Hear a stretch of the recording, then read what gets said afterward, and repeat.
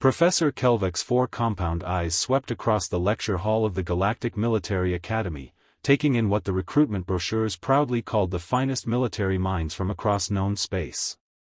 He let out a low, almost inaudible click of disdain. Finest? He was supposed to believe that this motley collection of barely evolved primates, oversized lizards, and floating gas bags could actually comprehend advanced tactical theory? It was a laughable prospect, truly. The station Nexus Prime hummed around them, its artificial gravity generators working overtime to accommodate the various species' unique physiological needs. Kelvak's chitinous legs clicked with a rhythmic, almost impatient sound against the polished floor as he moved towards the holographic display unit at the front of the hall. His mandibles clicked again, in what passed for amusement among his kind, a dry, grating sound that most other species found unsettling. "Today, cadets," he announced, his voice translated instantly from his natural clicks and buzzes into standard galactic tongue, a crisp, authoritative tone that cut through the low hum of the station. "We examine the classification of apex predators throughout our vast galaxy. Pay close attention.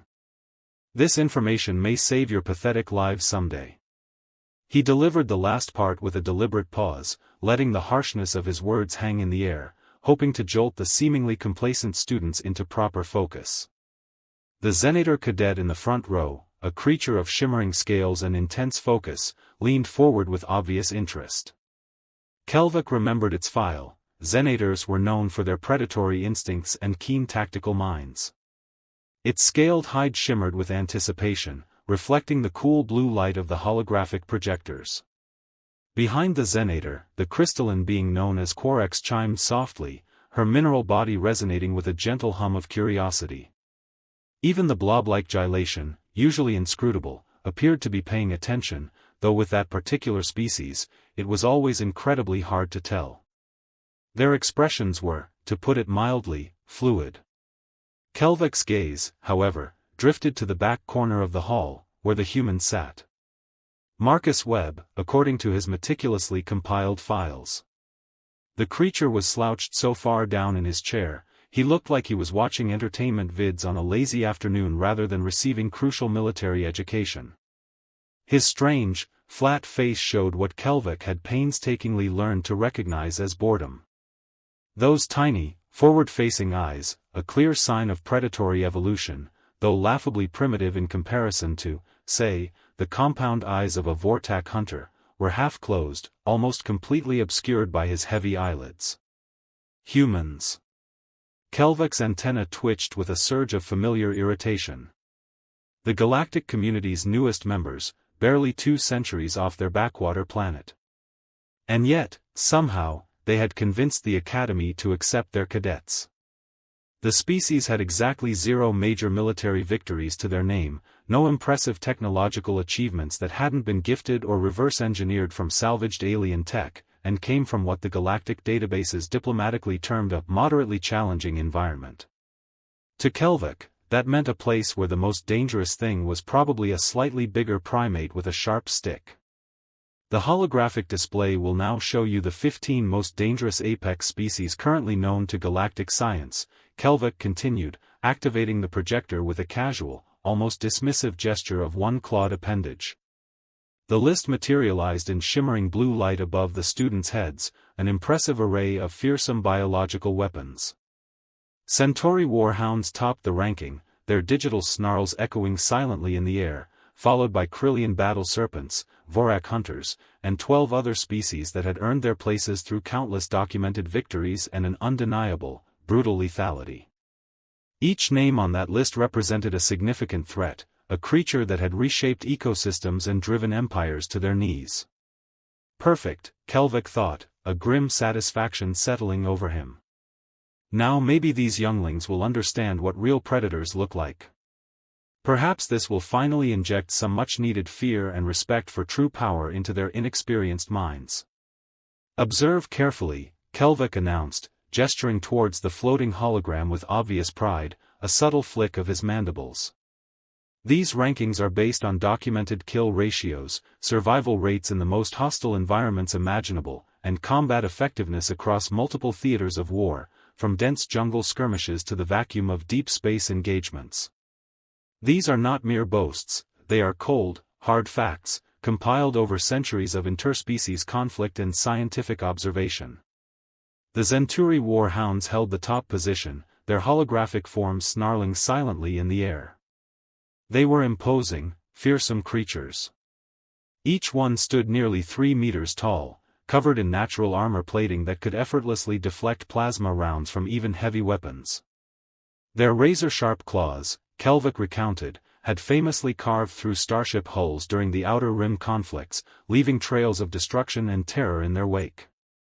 Below them, the Krillian battle serpents coiled menacingly, their venomous fangs dripping with toxins capable of dissolving molecular bonds on contact. Their serpentine movements in the hologram were mesmerizing, a dance of pure, unadulterated death. Third place belonged to the Vortak Hunters, whose 6 limbs and chameleonic abilities made them the galaxy's most feared assassins. They could blend seamlessly into any background, becoming virtually invisible before striking with incredible speed and precision. The draconian siege beasts claimed 4th position, Kelvak continued, warming to his subject, finding satisfaction in detailing the horrifying capabilities of these creatures. Their ability to survive in hard vacuum while maintaining combat effectiveness is a feat few species can claim. They can transition from atmospheric combat to the cold void of space without losing an ounce of their terrifying prowess. Their scales are impervious to most energy weapons, and their sonic roars can shatter rock and metal alike. Just as he was about to elaborate on the chilling tactics of the 5th-ranked species, a loud, grating chair scraped against the polished floor, the sound echoing harshly through the suddenly silent lecture hall. It was Marcus Webb, the human. The sound was so jarring, so utterly disrespectful of the solemnity of the moment, that every single head in the room, including Kelvak's 4 compound eyes, swiveled to face the source. The Zenator cadet, who had been so engrossed, let out a low, guttural growl of annoyance. Quarex's crystalline body vibrated with a faint, agitated hum. Even the gylation seemed to sag a bit more in its seat, as if a great weight had just been placed upon it. Kelvak's mandibles clicked, a sharp, angry sound this time. Kelvak fixed his 4 compound eyes on Marcus Webb, the human who had dared to disrupt his carefully orchestrated lecture. The anger in his posture was palpable, his chitinous legs slightly splayed, ready to admonish. "Is there an issue, Cadet Webb?" he inquired, his translator rendering his clicking into a voice laced with thinly veiled ice. "Or perhaps you find the classification of genuine apex predators to be a suitable backdrop for your personal adjustments?" The last words were delivered with a mocking emphasis, a clear challenge to the human's insolence. Webb, however, seemed utterly unfazed. He merely offered a casual, almost dismissive shrug, as if the professor's scathing tone and the collective glares of his alien classmates were nothing more than a gentle breeze. "Just thinking, Professor," he mumbled, his voice a low, unassuming baritone that seemed almost too quiet for the grand lecture hall. "About the most dangerous list." Kelvak's antenna twitched with a fresh surge of irritation. The sheer audacity of this primitive creature was truly astonishing. "And what profound insight have you managed to glean, Cadet?" he pressed, his voice dripping with sarcasm, "that necessitates interrupting a crucial lecture on galactic threats? Do tell us, enlighten this entire academy with your unique, undoubtedly groundbreaking, perspective." He gestured expansively towards the holographic display, still showcasing the fearsome array of alien predators, as if inviting Webb to add his own, presumably pathetic, entry to the list. He expected a stammer, an apology, a swift retreat. Instead, Webb finally pushed himself upright, settling more comfortably in his chair, though his posture still exuded an air of relaxed indifference. He didn't look challenged, he looked mildly interested, as if he were about to offer an opinion on a new flavor of nutrient paste. "Well, Professor," he ventured, his gaze drifting towards the holographic display, towards the snarling war hounds and the coiled serpents. "It just seems a bit incomplete, wouldn't you say?" A palpable hush fell over the lecture hall. The collective shock of the other cadets was almost audible. The audacity of the human to question the established galactic military doctrine, to imply that the comprehensive research of millennia was incomplete, was almost unheard of. It was an insult of galactic proportions. Kelvak's multiple eyes narrowed, his mandibles clicking with a sound of profound disbelief, bordering on offense. Incomplete, he repeated, his voice dangerously low, each syllable precise and cutting. Cadet, this list represents centuries of empirical data, countless engagements, and the unanimous consensus of every major military power in the galaxy. Are you suggesting that galactic science has overlooked a species of such profound lethality as to warrant inclusion? Are you implying that the combined knowledge of countless civilizations has somehow missed a key threat? A collective gasp, or its alien equivalent, rippled through the hall. Even the blob-like gylation seemed to quiver with anticipation, its amorphous form momentarily solidifying with surprise. Marcus Webb, however, remained remarkably calm. He met Kelvak's multifaceted gaze with his own, surprisingly steady, human eyes. There was a quiet intensity there that Kelvak found disquieting. Not overlooked, Professor, Webb clarified, a hint of something unreadable flickering in his expression. Just, misunderstood. Or perhaps, underestimated. He paused, a tiny, almost imperceptible smirk playing on his lips, as if he knew a secret no one else in the room possessed. You see, Professor, your list focuses on physical attributes, raw power, and direct combat effectiveness. All very important, of course. For a certain kind of predator. But what about a species that doesn't necessarily dominate with brute force or venomous fangs? What about a creature that doesn't rely on natural armor or overwhelming size? Kelvak felt a strange, unsettling sensation. A nascent curiosity, quickly overshadowed by a surge of professional indignation. It was an intellectual itch he couldn't quite scratch.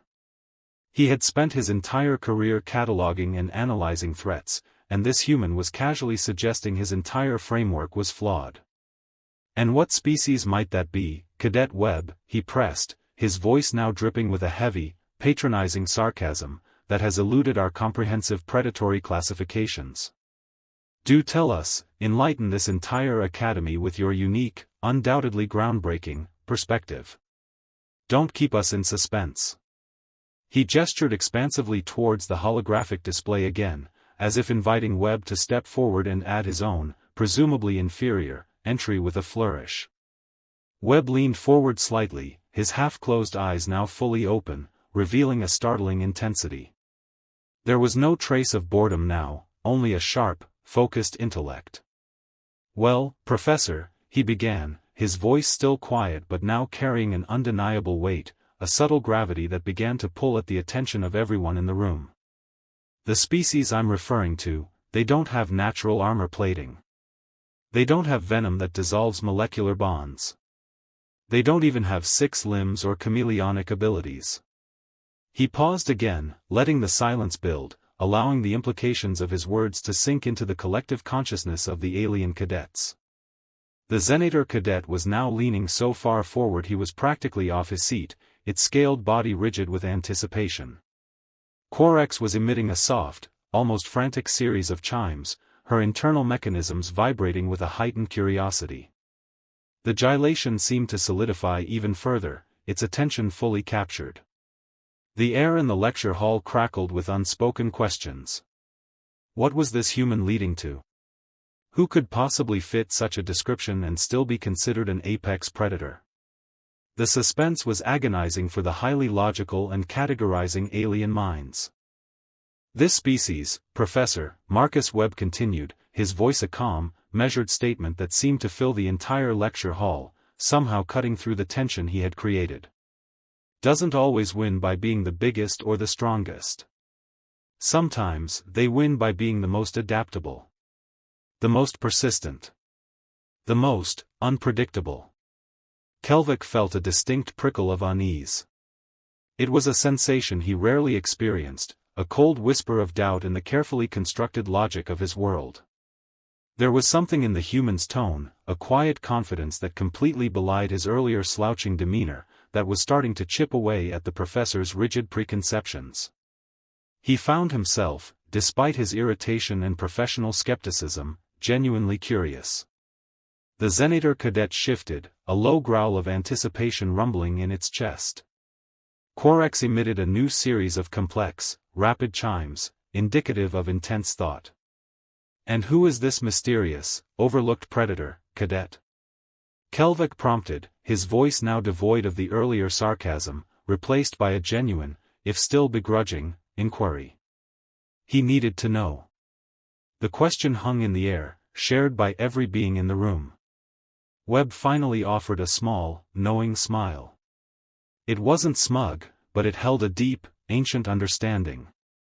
"It's us, Professor," he stated simply, his gaze sweeping across the bewildered faces of the alien cadets, finally settling back on Kelvak. "Humans." A collective murmur, a mixture of profound confusion and outright disbelief, swept through the lecture hall. The Zenator cadet looked utterly flabbergasted, its scales briefly losing their shimmer. Corax's chimes abruptly ceased, replaced by a stunned silence. Even the blob-like gylation seemed to shrink slightly in its seat, as if trying to disappear from the sheer absurdity of the claim. Kelvak's mandibles clicked, but this time not in amusement or anger. This time, it was a sound of genuine, profound astonishment. "Humans," he echoed, his voice barely a whisper, a stark contrast to his usual booming authority.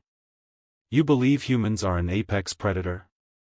He gestured with a sweeping claw towards the holographic display again, towards the snarling war hounds and the coiled battle serpents, towards the silent, deadly Vortak hunters.